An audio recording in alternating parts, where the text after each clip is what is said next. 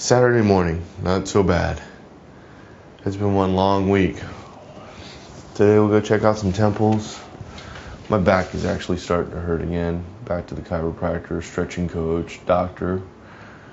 No real problems yesterday. I got to see the monk, the tiger monk, which me and Rennie's aptly named it. That's always an incredible experience. Before that, we crossed the river, the Mekong River, on the boat, on the ferry, and anytime you cross the river on a wooden boat with the bikes, it's epic. It's beyond your wildest imaginations. It just makes you feel like one of those guys in one of those posters that had done it before. You know, you see them in the magazines, you see them on posters and everything, and you're like, wow, I'm doing it. I'm in it. You know, this is cool stuff. But like I said, I'm 40. I'm going through this. I'm 40. I'm transitioning. I'm probably doing something I probably shouldn't be doing, but I don't care. It's just you got to do it. You got to live your life, man. I'm doing it. It's other than that, you know, and the only one who holds up through all this is our guide, Rennie. You know, Rennie's the man. The guy he's a machine. I don't know how he does it, but man, is he a machine. And that's the goal of having a guide. He pushes you, he gets you through the stuff that you need to get through. Takes you places where you'll never get to see. Had we not had a guide, me and Josh wouldn't have experienced half of the stuff we've experienced on this trip. Was it tough? Yeah. I met a group of guys in Chiang Mai, Thailand one time at a hotel, and they were on the same kind of a trip. And I asked them, how was it? They're like, tough. I feel them, man. We're in the same world right now. It's tough.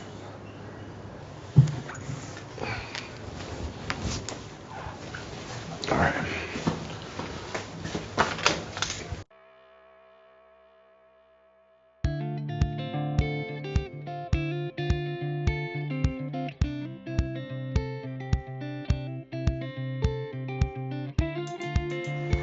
On day 6, we were on our ride. It was our last day.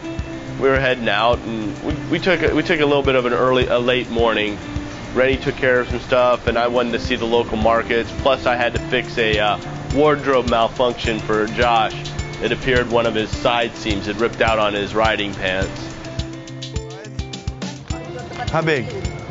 You don't know? No speaking? No. The water to keep it cool, yeah? Water? Yeah. It's got a fifth wheel hitch, just like we have on our trucks. The States. Hello? Oh, I don't know what you're saying. I'm so sorry. Hello. Do you have sewing? I've made clothes for most of my life. Literally sewing the clothes, designing them, doing everything from start to finish, buying the fabrics, even making some of my own fabrics with fabric mills. So fixing Josh's pants wasn't too foreign to me.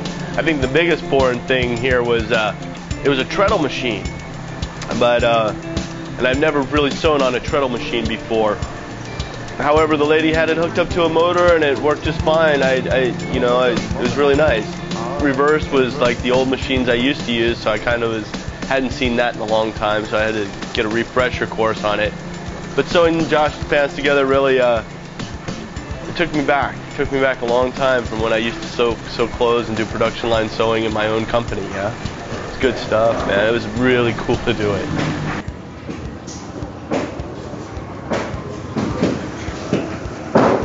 And there you have a quick fix of your trousers in Cambodia. It's okay? Use of a sewing machine, $1. Thank you.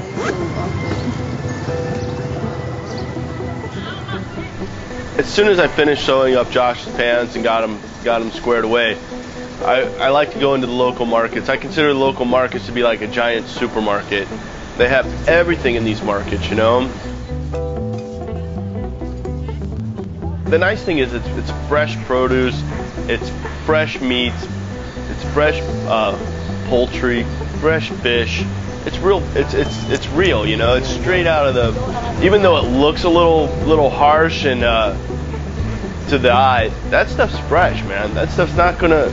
It's probably got some salmonella in it. It's probably got some issues, but for the most part, you're eating pure, really good, wholesome food, man. If you're buying from these markets, it's something I when I walk through the markets, I just like walking through them. I just really enjoy it. As far as the disgusting factor of it, if you had a weak stomach, it would churn it for sure. But coming from a first world to a third world, fifth world country, which I think Cambodia is, it's okay. It's not so bad. Not so bad at all. It's crazy here. It's like rush hour. Rush hour at the marketplace.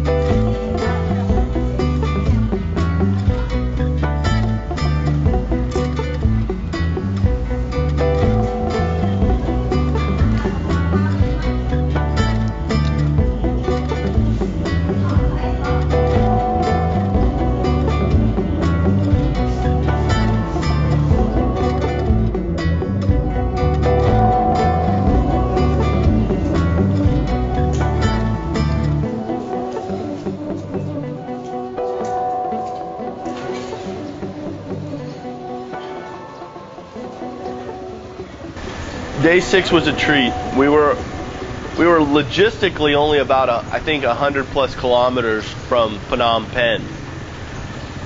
So Rennie made a great suggestion to me. He's like, hey, let's just throw our gear in a taxi, have it delivered back to Phnom Penh, so we could have one whole day of riding without, full gear on our backs, and kind of enjoy the ride aspect of it as opposed to the agony we'd been experiencing with the heat and humidity for the last couple days. So I was all game. I was down. I was like, let's just ride and have a great time, yeah?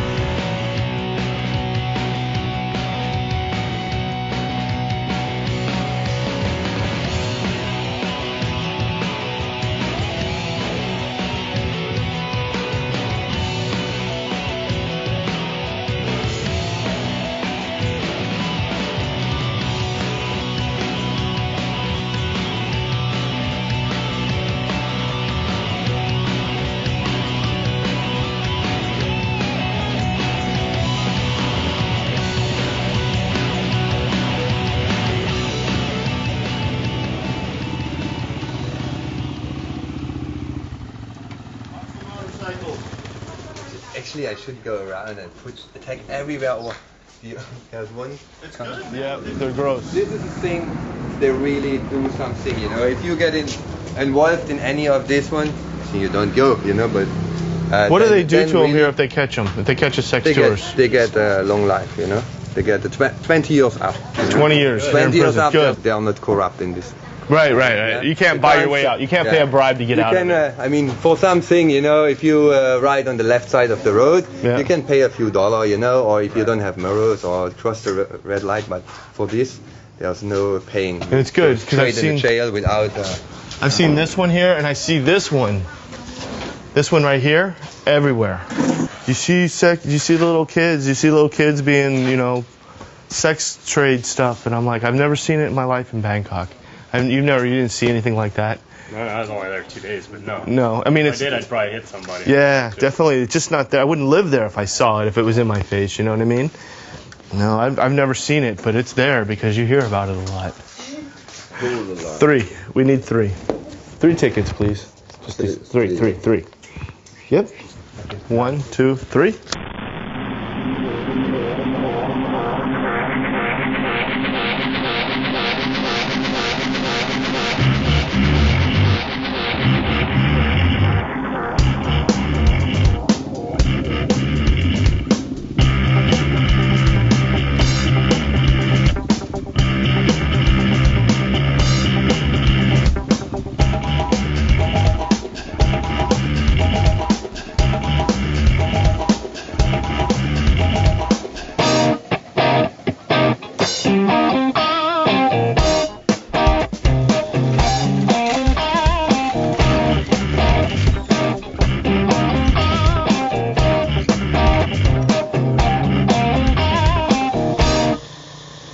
On this day, we were really fortunate. We got to go to a very nice temple complex, Sambor Pre Kuk.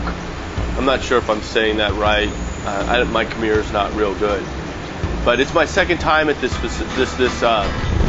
complex, and it spans over 1,000 acres. It has in its peak days, it had over 280 temples, they say. Today there's about 60 left. A lot of that had to do with, deterioration over time. During the Vietnam War, a lot of air bombing raids were run by the USA, and it blew up a lot of the temples. The Khmer Rouge themselves looted the temples. This specific complex was built in the 6 to 8 AD centuries.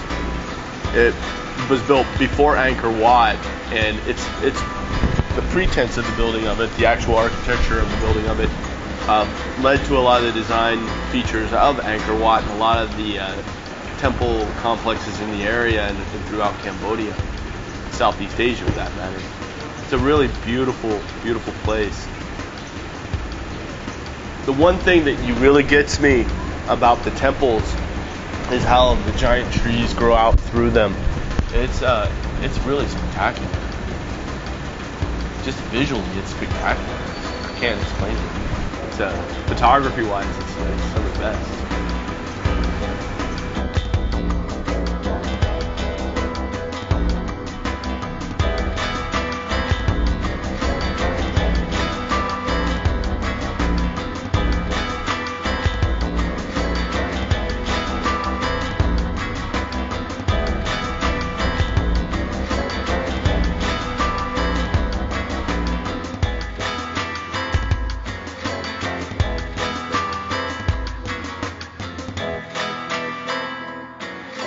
The nice thing about these temples and stuff is the world as a whole really values them.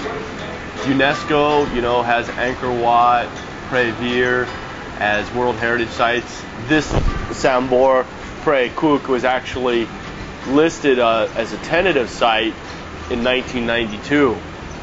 How the world comes together to preserve a lot of these UNESCO heritage sites and the world sites is amazing. Here at this specific site, the Japanese archaeologists from Japan have come here, and you'll see a lot of a lot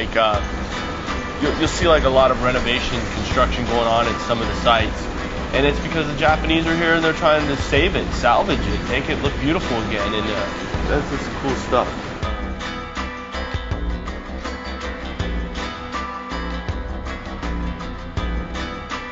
My guide here, Sakun, she's a great lady.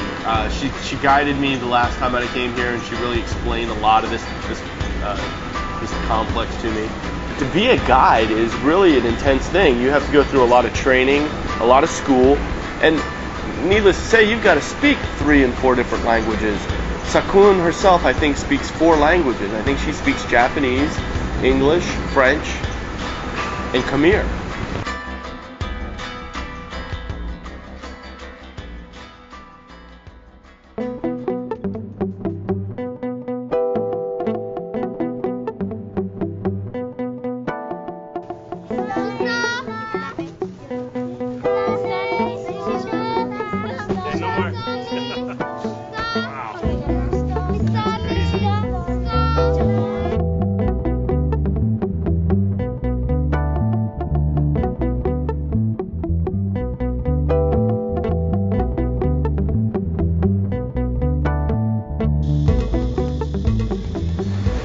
The great thing about riding the dirt bike through Cambodia or anywhere is you get to see a lot of backcountry stuff. And I love the temples, I love to go to the temples. I've got a degree in history. I study history. It's something I'm really fascinated with. That's why you do the bike. That's why you get out. You can hike, you can bicycle. I've done the mountain biking trips through, long times, months at a time and stuff. But the bike is for me. I like the bike. The bike gets me to where nobody else can get. Quick, gets me in, gets me out. I love it.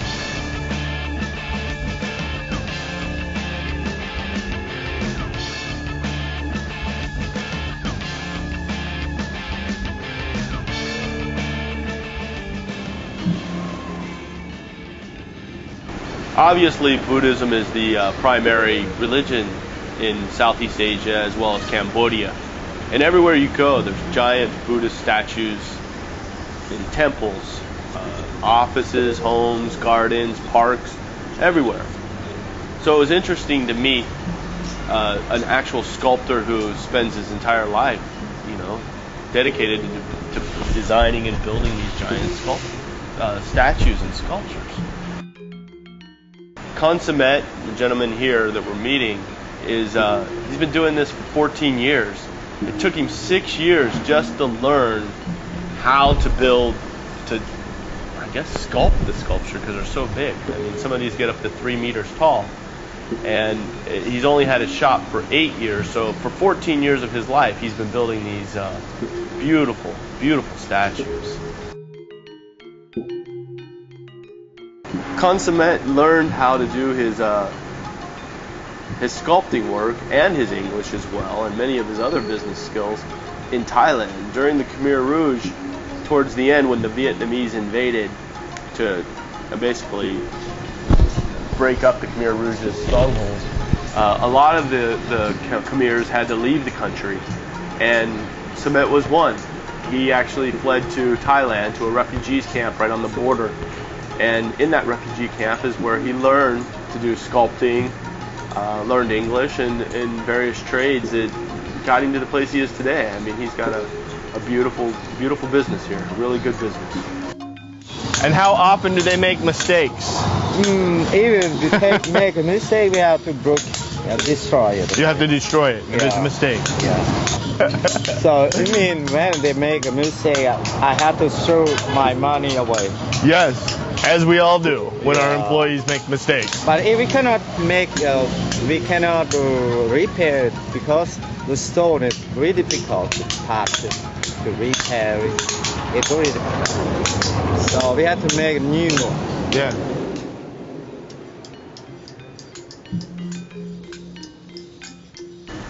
The rock he uses is either a moodstone, which is very expensive, or sandstone. And they bring them in 5-6 ton blocks on big trucks. And I've ridden all over this country, and that is a lot of weight for these little roads they have. An interesting point Consumet brings up is that he can't export these statues to anywhere outside of Cambodia. These statues are specifically made for the people of Cambodia, the temples, the Wats, and for personal use here in Cambodia. We can buy the statues here, we just can't export them.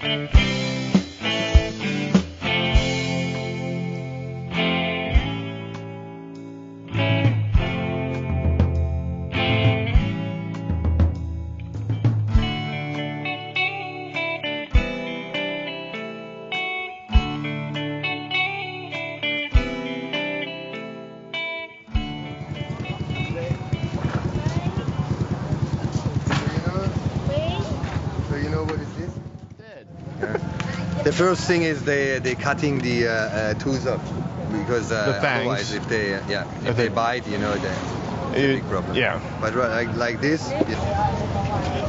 I've eaten a lot of things. I've eaten maggots. I've eaten grasshoppers. I've eaten beetles. I've eaten everything. Tell me about the tarantulas, bud. Am I going to be safe or am I going to die eating these things? I got 2 on me, man. I'm wearing them around the house, Does that mean they're safe to eat? Yes, people like it. Really? A lot of people eat them? Yes, Cambodian people, they think about this is for healthy as well. They think that eating this is a healthy thing? Yes. Is it good? Good? It's good. It's good? Good? Nước bên đáy or nước bên đáy? Okay. 2, 3, go. It's a snack. Tastes like the crickets, you know. That tastes like a cricket. Yeah, it's okay. ธรรมดา What's the cricket taste like? Chicken? Yeah, that tastes like potato chips. Wait, I need to do it. Just looks like.